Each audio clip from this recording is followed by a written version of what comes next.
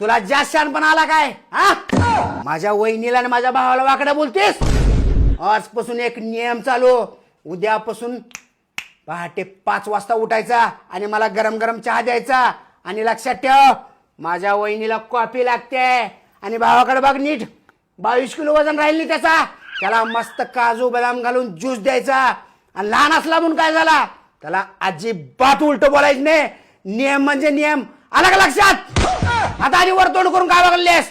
चाल गरम गरम माझ्या वहिनीला कॉफी आण, माझ्या भावाला ज्यूस आण आणि मला गरम गरम चहा आण. चाल इथून.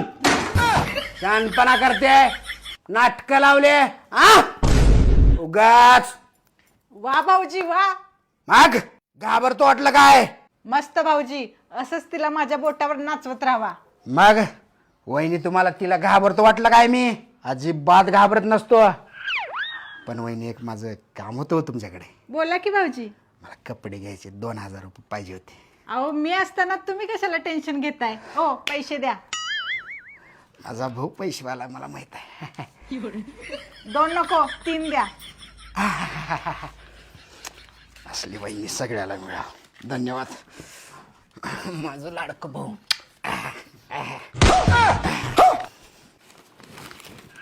अगं मला एक तर नोट दे की. हे घ्या. आणि ऐका, उद्या 5000 पेक्षा 1 रुपये कमी घेऊ नका. उद्या मला पार्लरला जायचं आहे. भलेही मला एक कानाखाली मारला तरी चालतंय. म्हातारी गो बाई.